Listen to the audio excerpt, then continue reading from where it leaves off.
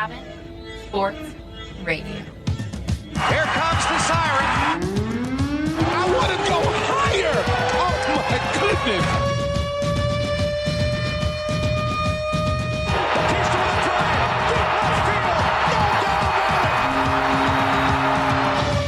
Will defend. Oh! LeBron James with no regard for human life. Pass is intercepted at the goal line by Malcolm Butler. Unreal. Oh, baby, for sure. Cabin Sports Radio starts now. Another Monday night in Yellowknife means another episode of Cabin Sports Radio. Welcome to the show. My name is Lekter. Unbreakable Mike Gibbons sitting directly across from me and fresh off a Sunday night wedding. Oh, yeah. You're a machine. I'm feeling fresh. How are you even here? I'm feeling a lot better now. Asked me the same 12 hours ago. Ooh. It's been a crazy week in the NHL. We will talk a bit of CFL Grey Cup post-game fallout and, the Raptors. They're doing pretty good. Doing okay. All that and more on Cabin Sports Radio. The CSR Podcast. Cabin Sports Radio, always brought to you by Sport North. They are moving sport forward. Check out sportnorth.com for everything going on with them and sport in general in the NWT. And we'll have a bit more on what's going on currently with Sport North a little bit later on in the show. But first, NHL. It's been a crazy week in the NHL. And unfortunately, it's one of those weeks and one of those kinds of moments where it's been a crazy week for all the wrong reasons. Yeah. And what I mean is not any of the stuff on the ice. No. Is what's being talked about. Mike, we talked, of course, last week. We had a little fun with the departure of Mike Babcock. That's right. As he was let go of as the head coach of the Toronto Maple Leafs. And, the story about the Mitch Marner, the hardest working player to the laziest player list had just broke, I think, that morning. That's right. So we had a little fun with that. We're like, as it turns out, not only is Mike Babcock without a job, he's apparently the worst person in the world. Uh-huh. Little did we know, he is far from the worst person in the world. He was apparently just the first domino to fall in what some are now calling hockey's Me Too movement. Mm-hmm. I don't know. I don't particularly like to frame it that way because I think that trivializes the Me Too movement itself and what that was getting at. Yep. But hockey and the NHL, really just hockey culture, the community in general, is dealing with a reckoning right now. It's so, as we mentioned, it started with the Mike Babcock firing, and then we heard stories about him and some former players talk about him, and not a lot of sympathy sent his way. And then Mike, Bill Peters was the next name that was on everyone's mind. Yeah.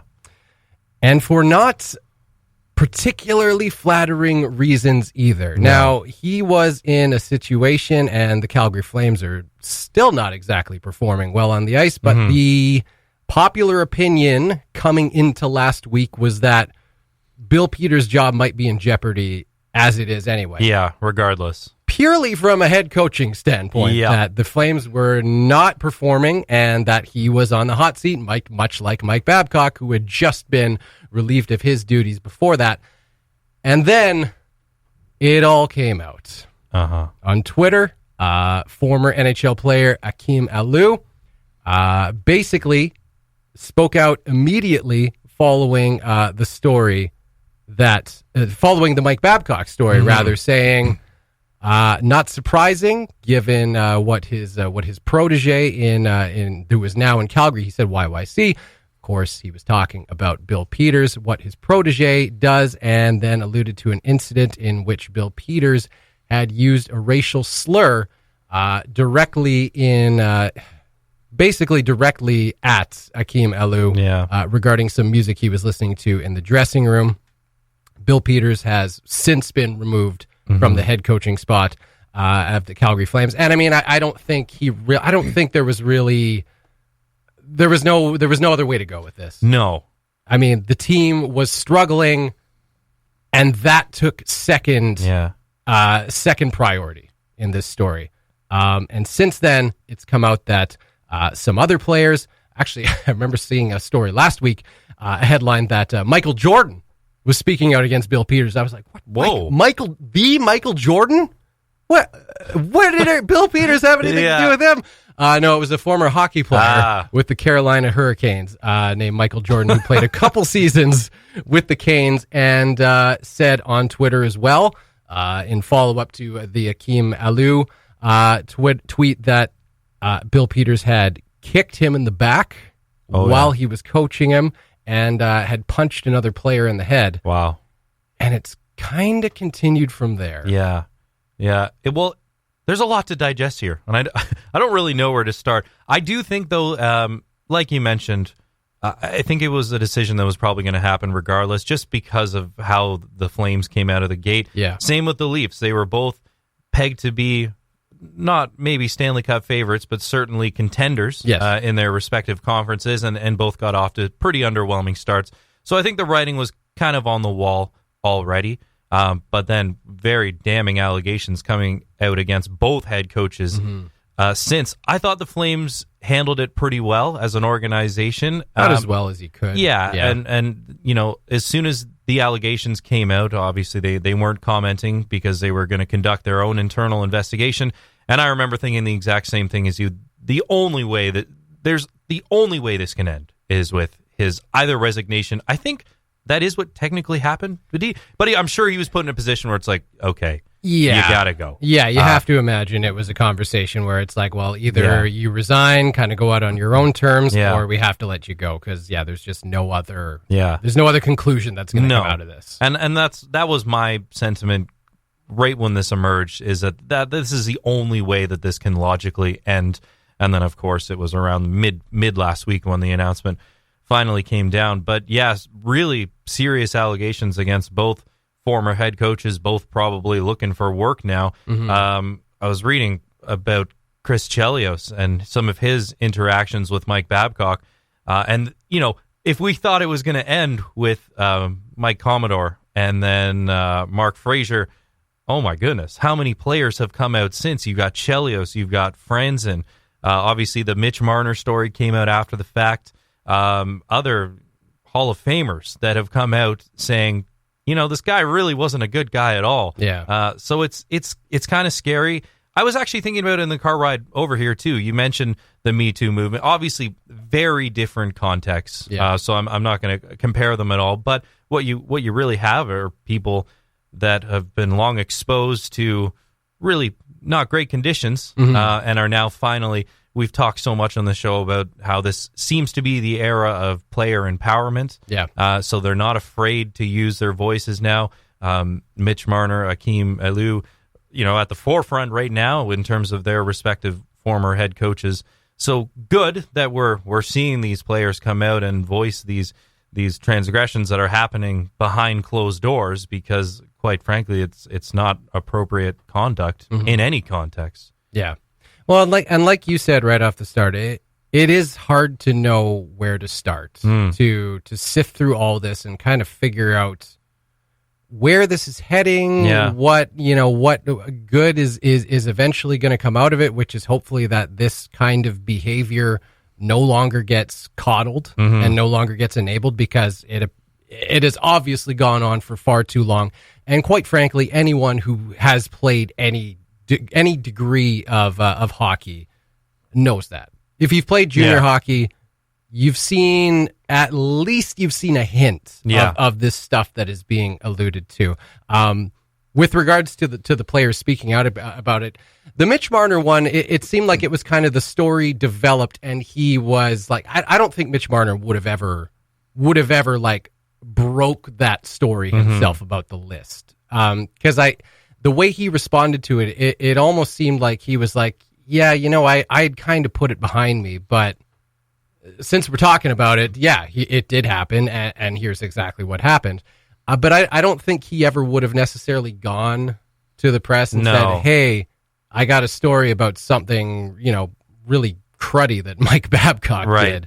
But that one, and I think what's really interesting to me is a lot of the reaction Yeah. You never really know what reaction you're going to get from the public. It's always kind of all over the place, and especially within the hockey community.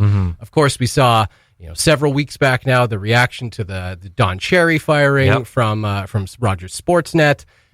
We've seen some reaction, a little bit of pushback following the Mike Babcock. Not really that much pushback, not a whole lot of pro Mike Babcock side.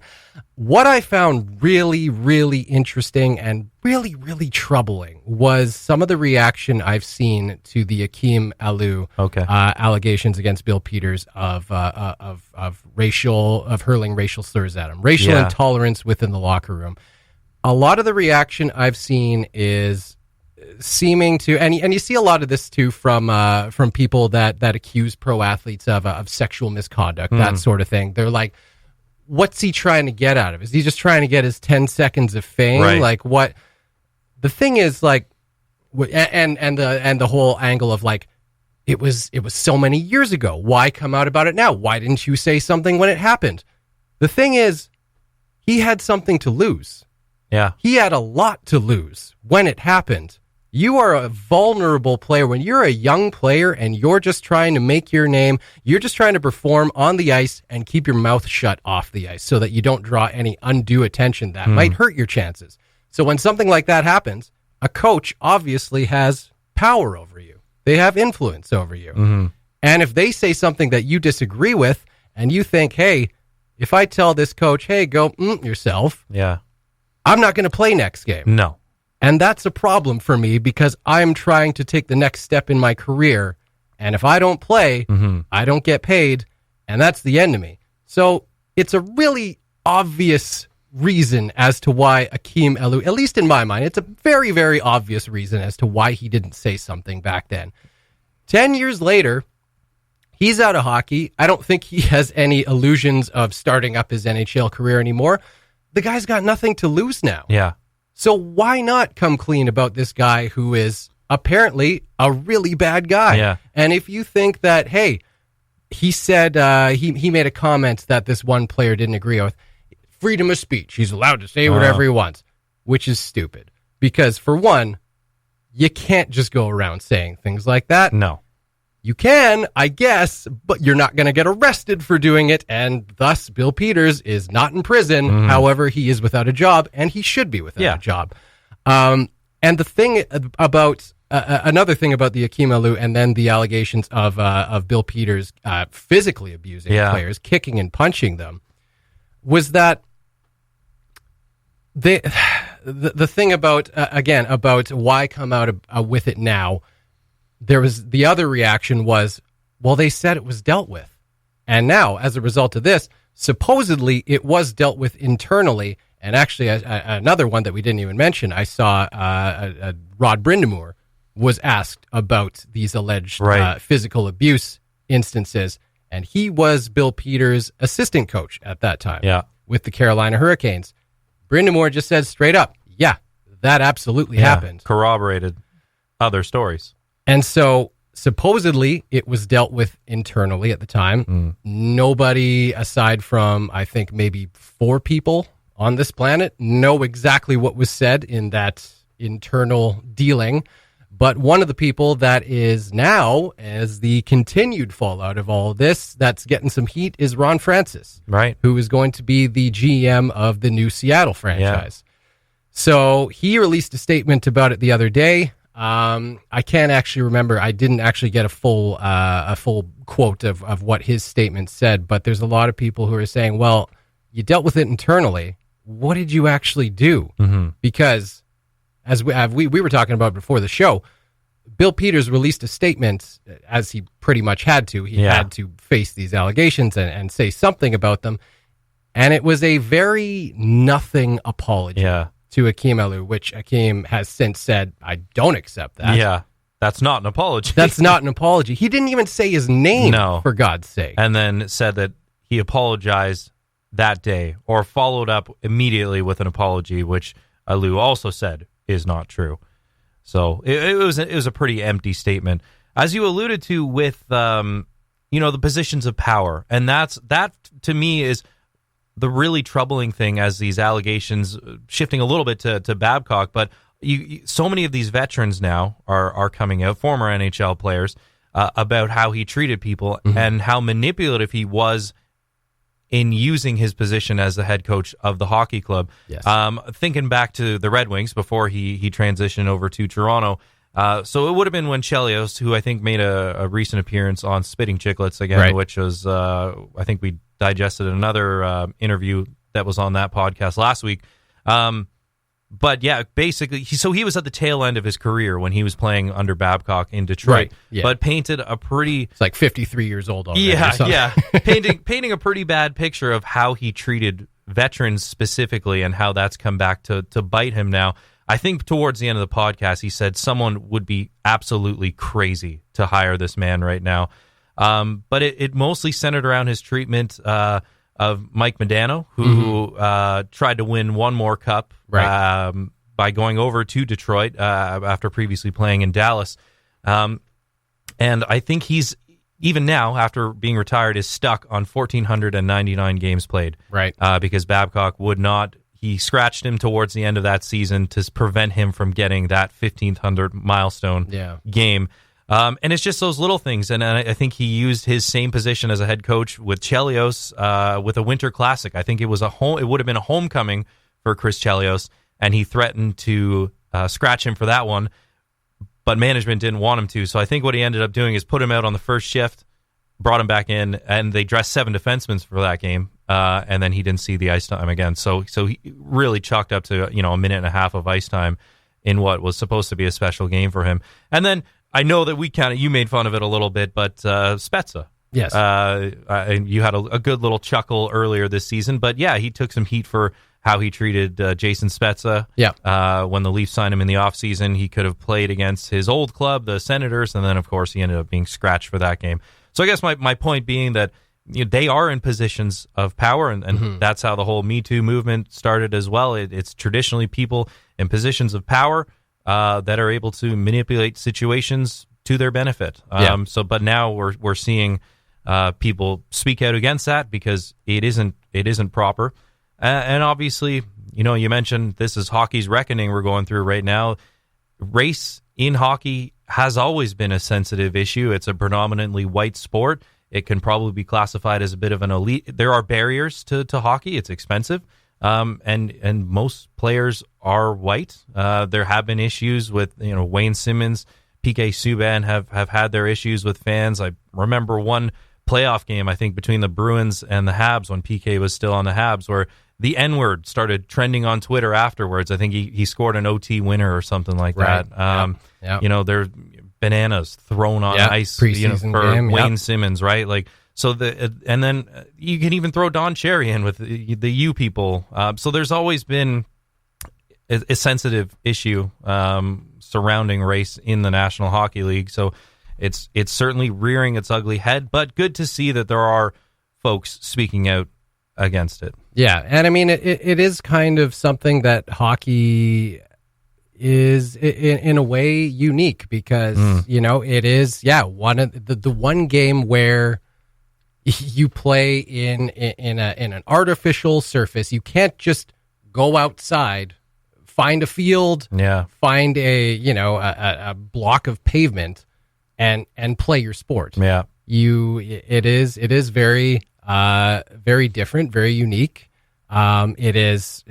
Traditionally it has been basically limited to certain areas, certain with certain weather, certain climates. Yeah. That's the word I'm looking for. And then came up through the ages. But to this day, predominantly, you have Canadians, Americans, and Scandinavians playing the game of hockey. That's where 95%, if not more, of professional hockey players come from. Yep. And those nations, those areas are predominantly white. Yeah.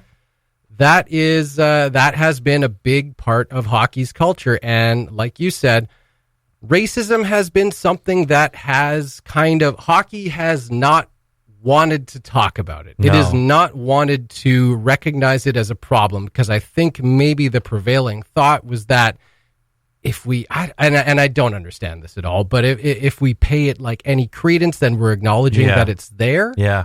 I don't know, but I mean, obviously, as two white males ourselves, we can't exactly speak to this with any type of experience or any type of prevailing knowledge. But you have several black players in the NHL that have spoken up about it. Wayne Simmons basically said there is not one black hockey player that has come up and has not faced racism as a young player.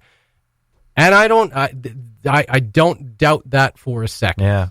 As sad as it is to say, I do not doubt that for a second. I was thinking about Indigenous hockey players too. Absolutely. Like Jordan Tutu has also been very vocal. Absolutely. I think even in his book about what he faced in the junior level, but all the way up to the National Hockey League, where you've got guys chirping you on the ice. Do you want a drink or something like that? So racism comes in so many different forms, and so many marginalized groups are subjected to it. So it's like we said, it is obviously a predominantly white sport, but it's not just the black hockey players, right? Like Indigenous players are the center of it too. So it's very troubling. But like you said, it just seems it's the elephant in the room, but people aren't really that willing to engage it. Yeah. And I mean, they're all kind of being now with the incidents that have happened in the last week, they're all kind of being boiled into the same issue within hockey culture. And not to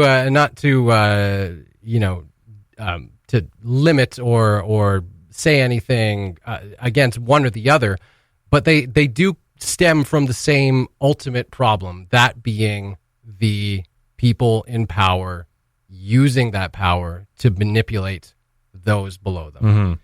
Coaching is such a crucial part of sports in general. And in hockey, we have had, unfortunately, now as we're finding out, even more issues than really on the large scale people even thought. Yeah. Of course, anyone who has anything to do with hockey knows the name Graham James.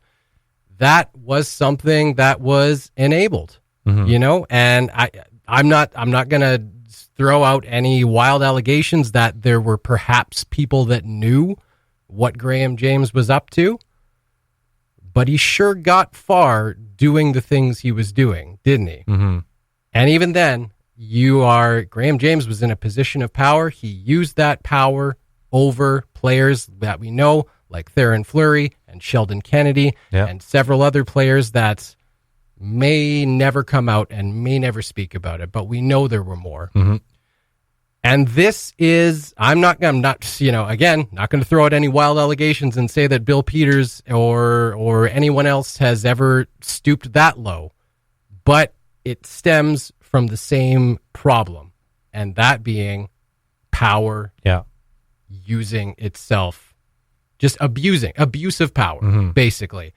And it's, and I think one thing that really put an exclamation mark on it for everyone was Zdeno Chara. Yeah. Coming out, the biggest dude in the league. The biggest, most intimidating player, one of the most intimidating players in hockey history. Yeah.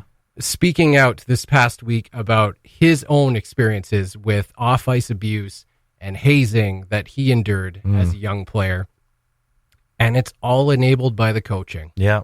And that is something that the NHL absolutely has to take a good, hard look inside. And there's been more names. If you want to keep following this story, I'm sure it is far from over. Yeah.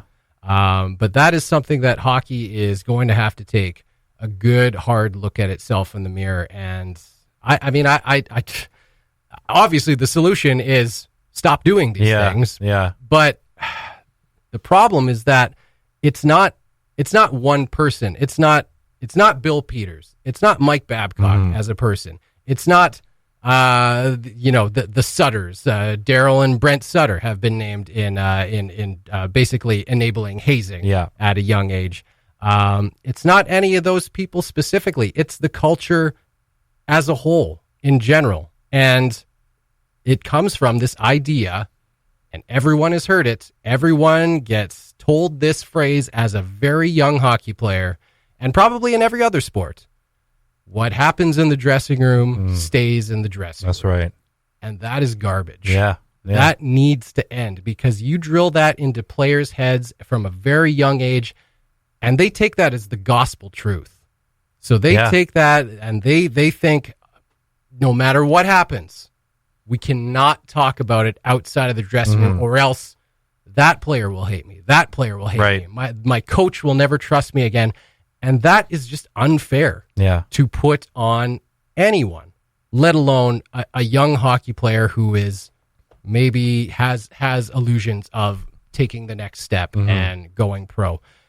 It is honestly shameful that this culture has been enabled as long as it has. And again, it's bigger than Bill Peters. It's bigger than Mike Babcock. It's bigger than Mark Crawford. It's bigger because all these guys came from the same culture. And I guarantee they had something like this occur to them. Totally. Obviously, they can't, the Mike Babcock or any of these players that we mentioned, there's players/coaches that we've mentioned, they don't understand the racial intolerance side of it. But I guarantee you, all of them have been subjected to something that they shouldn't have been subjected to. I feel like about a decade or so ago, hazing became something that was thrust into the spotlight as a big problem with minor sports, and it hasn't stopped. No, I think we thought maybe that it was done because like schools and club teams started putting very heavy penalties if they found out that hazing was a thing. People find a way around that now more so than ever. With social media and that, it is very easy to have secret group conversations. And again, that becomes a dressing room environment, a messenger chat where you have all the players added and they say anything that gets said in this chat doesn't go outside. It is very, very easy to get around that sort of thing. And hockey, I think, needed this. I think there's no way that hazing will be eradicated, but I like to think that it's something that has become a focal point. I think even thinking back to my high school days, grade 9, I was initiated. But beyond that, I it felt like, anyways, to me, that they did a much better job of handling that. And there is some light hazing in the NHL. I like the solo lap around the ice when it's your first game. Absolutely. And the team stops right as you're all about to get on the ice together, and you let the rookie do one lap by themselves. That is fun. Right. But you do hear these horror stories of what goes on in the locker rooms. Another one is having rookies pick up the tabs for. I know it sounds simple, but if you go out for a team meal, you've got some guys in the prime of their careers or veterans who have amassed millions of dollars. They're sitting okay, but a lot of these guys on these entry level contracts, they're not making a whole lot of money. Nope. And they'll go out for team meals, a $5,000-$6,000 meal, and then leave the rookie on the hook for it. So there are other forms of much more dangerous, much more traumatizing forms of hazing that we know is still happening. Absolutely. And it hasn't been hit just head on yet. But right up there with I like the expression, not what happens in the locker room stays in the locker room, but I do like the expression of just leave it on the court or leave it on the ice type thing. There's nothing that's going to happen in the context or the span of a sports game where I'm not going to go over to at the end of the game and shake my opponent's hand. So in that context, I like to leave it on the court. Yes. I don't take any of that negative energy or whatever happened over the course of the game. I don't like to walk away with that. But that whole idea that basically you get a pass for anything that is said, anything is admissible in a locker room. You can say and do anything. I agree with you saying that's garbage and something that the NHL should have a look at and take head on. Yeah. And again, I mean, you kind of get the sense that this was a long time coming. Perhaps definitely it had to happen at some point. And I mean, all we can really hope for is a positive conclusion that this type of mentality and this type of enabling culture is a thing of the past sooner than later. Yep. I think we'll leave it there. We'll get into some lighter stuff next on Cabin Sports Radio. The Cabin Sports Radio Podcast, brought to you by Sport North, moving sport forward.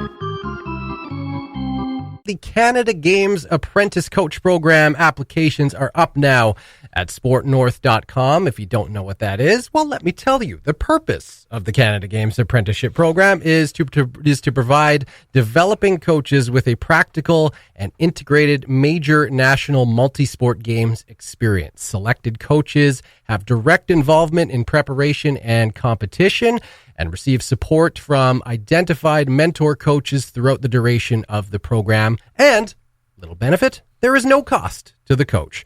They are still accepting applications also for those interested in being mission staff as part of Team NT, at the 2020 Arctic Winter Games in Whitehorse. Deadline to apply is December 20th, and you can find application forms for that, mission staff for Team NT and Canada Games Apprentice Coach Program, both at sportnorth.com.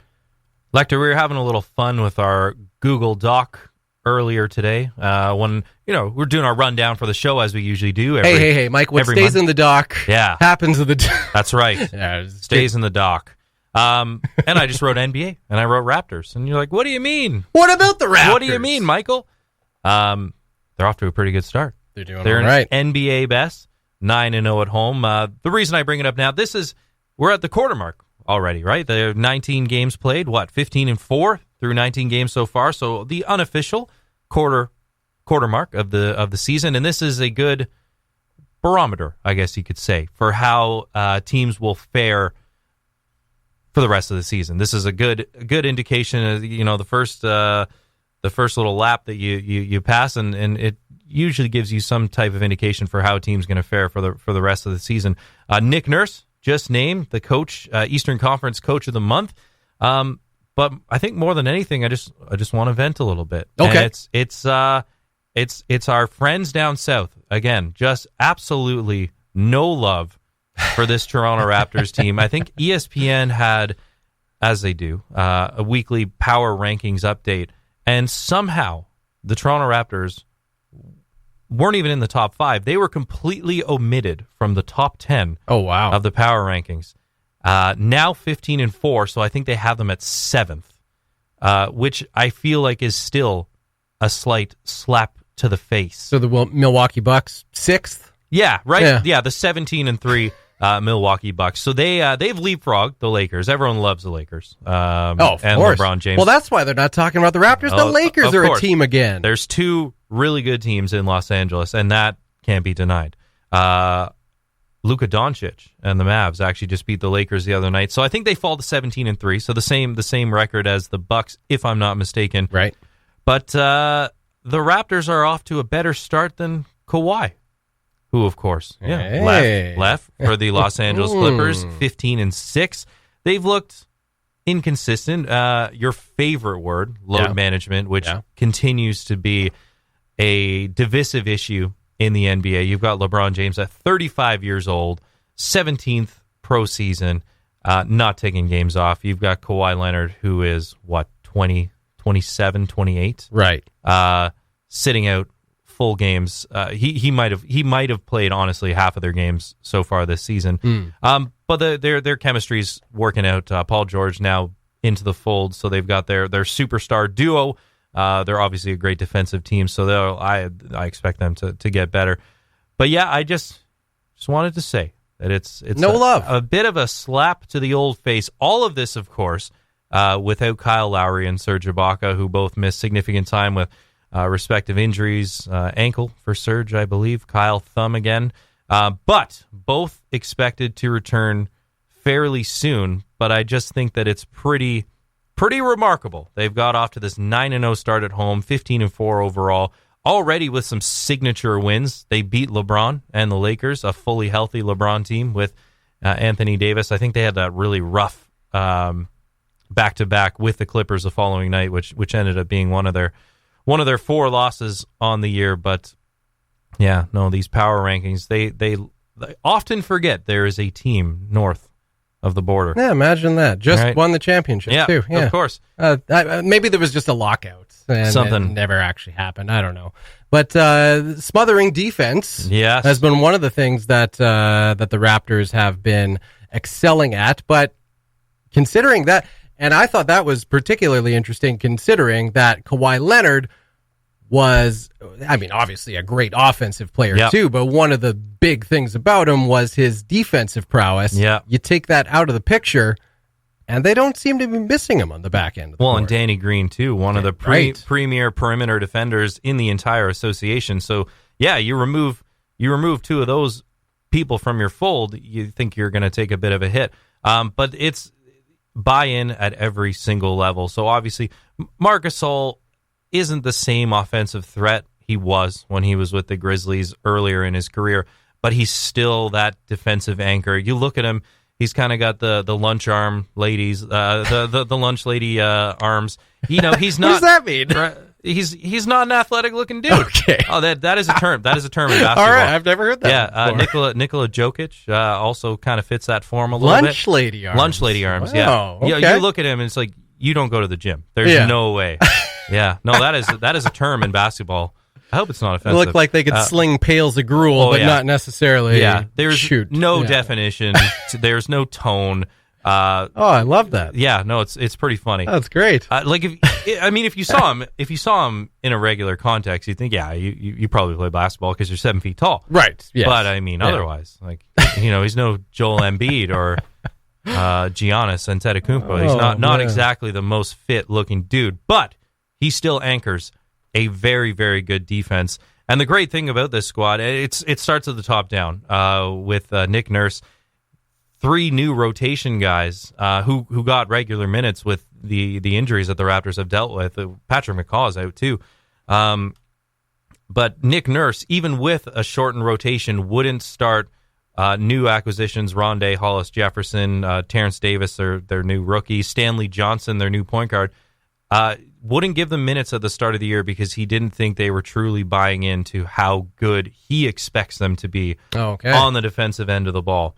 So now that they're in the rotation and understand what it means to be a Raptor and how tough Nick Nurse wants them to play defensively, they're now giving the team really, really good minutes. And you can just see across the board, everyone is buying in. The number 2 defensive rating in the whole association. And I think the thing that stands out to me most anyways is how many superstars have had just garbage games against them because you might have heard Steph Curry refer to it after the finals, but one defensive strategy Nurse likes to employ is the box and one, which I actually don't know what it is, but if I were to guess, it'd be sort of like a zone box formation, and then you have one guy dedicated to their superstar. So that's essentially what happened to Steph Curry in the NBA Finals as a way to sort of mitigate his scoring chances. Is that Steph Curry of the 4-17 Golden State Warriors? Yeah. Steph Curry. Okay, yeah. They are hot garbage, and it's awesome. What a quick fall. Who knows if he'll come back. I think he wants to come back this year, and Steve Kerr has given no indication that he wouldn't come back. I mean, that would it's not, I guess, unlike the NBA and the current climate the past few years that things go awry and you just jump ship without a second thought. Yeah. But this is the guy who has been the guy there for the last 5, 6, 7 years, whatever it's been, that Golden State has been NBA royalty. Yeah. For him to suddenly, one bad year and then that, I don't know. I don't know how I would feel about that. I feel like that's just not that, I don't know, loyalty is whatever, but it's just it seems like it's like you, I don't know how to describe it. It's like you didn't get what you wanted for your birthday one year. Okay. So then you were like, I want some new parents or something that. You've had all these great birthdays in the past. You got everything you could have asked for and then some. Then you had one where you got a pair of socks. Yeah. You're like, all right, no, I need a new family. I'm out of here. Yeah. Oh, yeah. Oh, people jump ship. The traditionalists will be really happy because the Lakers and Celtics, the 2 most iconic franchises in the entire association, will both be in the mix this year. The Bucks are probably the team to beat in the East still, but you'd like to think that probably the Lakers are a team that could come out of the West. The Clippers, of course, also pretty scary. And the Rockets now, who are suddenly playing quite well. But yes, no, this will be a lost season for the Golden State Warriors. It's really funny to see. It is funny. The massive juxtaposition when you see the starting five they rolled out last year versus the one they're rolling out this year. I couldn't even name a single player in their starting rotation or even on their bench for that matter this year. It has been a very, very hard fall from grace for the Golden State Warriors. But yeah, just getting back to the defensive rating, I don't know if you saw Joel Embiid, for the first time in his entire career, held scoreless last week against the Toronto Raptors. Stephen A. Smith had a lot of fun at his expense. Oh, I'm sure he did. Just because this was his first game back in Toronto since that iconic buzzer beater in the Eastern semifinals. Still rattled. Last year's playoff. 4 bounces. Last year's playoff run. So you think that'd be a game you'd want to get up for, And he's always had his health issues, and even in that series, he was battling some mystery bug. Right. But all indications were that he was healthy this time around and just had an absolute garbage game. 0 for 3 from the free throw line, 0 of 11, I think, from the field, 0 for 3 on three-point attempts. He was in like 30-plus minutes of action and not a single score. But again, it just points back to how many rough games. Kawhi did not have a good game against the Raptors. LeBron did not have a good game. And there have been 4 or 5 examples now of elite superstar caliber players who have had really bad games against the Raptors, and it speaks to their perimeter defense, but also Marc Gasol and his arms anchoring that defense in the paint as well. Bringing his lunch lady arms to work. That's right. I'm glad I could leave you with that. That's amazing. I swear. Thank you for that. It is a term. Nikola Jokic, Marc Gasol, they fit the mold perfectly. That is fantastic. I want you to do a Google search later, and you'll see what I mean. All right, top 10 lunch lady arms there in you go. history. That's right. What I'm going to Google after the show. The CSR Podcast. Cabin Sports Radio brought to you by Sport North, moving sport forward. One last segment to go, and I, for one, am still reveling in the glorious victory of the Winnipeg Blue Bombers. The 107th Grey Cup. We are exactly 1 week past that glorious game. Yeah. Their first Grey Cup in 29 years, as we covered at length last week here on Cabin Sports Radio. I could barely read my notes through the tears.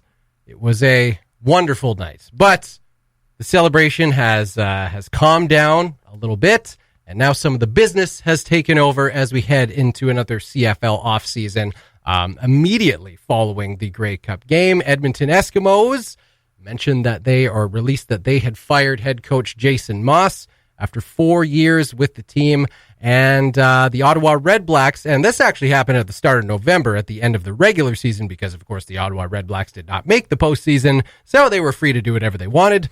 They parted ways with head coach Rick Campbell, and as of this morning, TSN reported that Campbell has joined the BC Lions and will be their new head coach as, of course, they relieved their head coach, Devon Claybrooks, after one ill-fated season as the BC Lions head coach. You got to feel a little bit bad for Devon Claybrooks. Like, he did not come into what turned out to be, I think BC had very high hopes with some of the names they had signed. Absolutely. They'd signed Lamar Durant. They had signed Duron Carter. They had retained Brian Burnham, who was thought of as one of the best receivers in the league. And they were just not good. They were not good from the start of the season pretty much to the end of the season. And there's going to be some pretty big changes in BC, especially now that they have their new head coach, Rick Campbell, in so much place. hype with the Mike Riley signing as well. First year of a 4-year deal.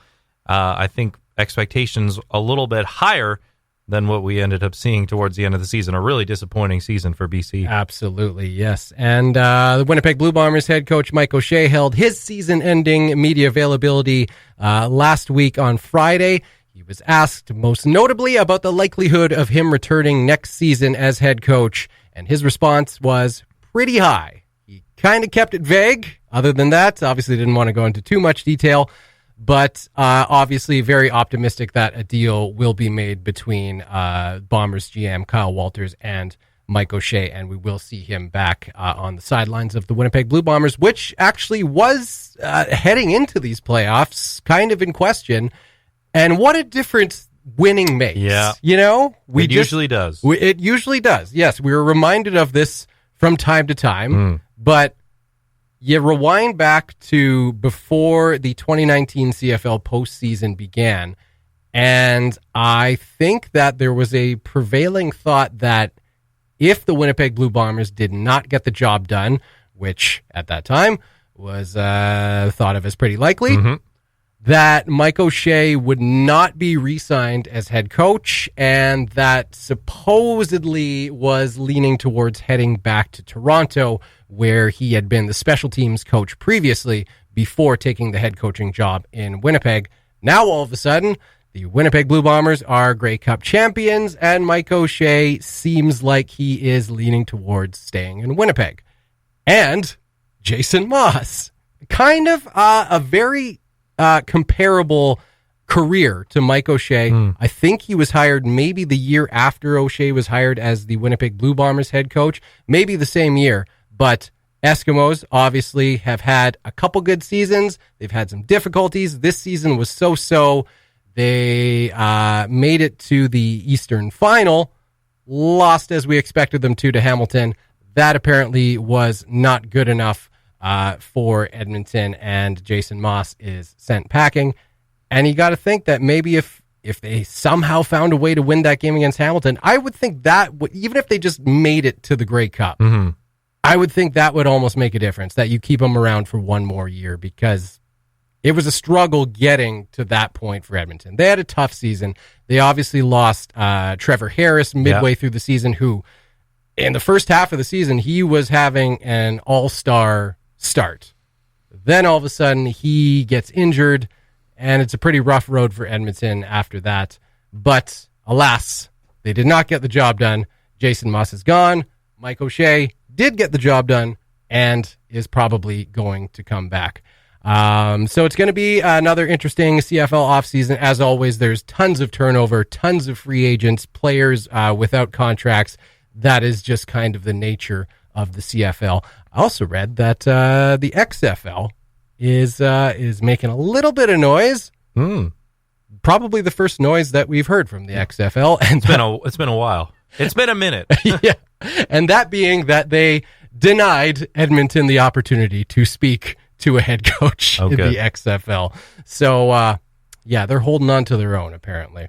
But yes, the Grey Cup parade took place in downtown Winnipeg on Tuesday. I think I read somewhere in the neighborhood of approximately 10,000 fans showed up for that. So a pretty celebratory mood this past week in Winnipeg. Also, just a little interesting thing to let you know. 29 years of waiting for a championship apparently is very good for merch sales. I bet. Apparently, the Winnipeg Blue Bombers are on pace to break the record for Grey Cup champion merchandise sold in CFL history. Damn.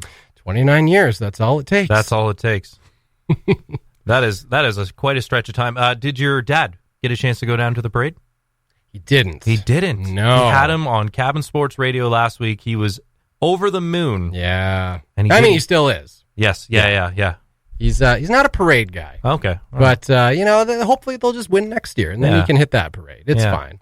I'm sure once he retires, he'll be at all the Grey Cup That's parades. right. I tell myself I probably would have made it. Had I been in Toronto, I would have made it down for the, join the other 2-3 million people or that line the streets of Toronto. That would have been a pretty cool experience. Oh, I thought you were going to say for a Toronto Argonauts Grey Cup parade. And I thought you were going to say the 2 or 3 other people that might have been out for that. Yeah. Raptors NBA championship parade. A little bit of a different story. Yeah. You may recall, though, at the start of Grey Cup week, that CFL Commissioner Randy Ambrosie said he wanted players to play up the flash and the flair a little bit. Well, of course, with the parade, fast forward to the post-game celebrations, and Chris Streveler says, "Hold my beer." No, literally, hold my beer. The all-star of the Grey Cup celebrations, without question. Streveler, he was great. The leveler. Yeah. What a beauty. Just walking out of the iconic photo, walking out of the building. He might with have that. he might have a statue built of that in Oh, yeah. Winnipeg now. Yeah, The coat, the cigar, the beer, the trophy. My God, that guy, a legend. He's a Winnipegger now. Yeah, and he said it himself. He is now a Winnipegger. But we are out of time here on Cabin Sports Radio. Just going to leave you with a little bit of a moment of zen. We were going to play this last week, but we ran out of time. And I don't even know exactly where this clip came from, but if you look around on the internet, it is just being called the greatest rugby interview ever. And we will bid you adieu until next week on Cabin Sports Radio. I wasn't hurting as much as the lads who are out there, but I definitely felt it, and I know how hard the boys have taken that. Be disappointed with the account that we put out, but we've got another week to get back on the horse, and take that horse to the water. And you can ask that horse. You can say, "Hey, horsey, do you want to have a drink, or do you want to swim?" Yeah, and it's up to that horse to then realise what he wants to do in his life. And that horse at the moment wants to go out on Saturday. He wants to clippity-clop all the way to the stoop. And he wants to say hello to those fans. And he goes, "I'm sorry about the result last week, but I'm going to give a better performance here at home against Bath." He's a slightly Irish horse. So we're looking forward to, like I say, getting back on that horse. And are you looking forward to getting back on the horse 6 months since we last saw you? I don't like horses. I can't ride.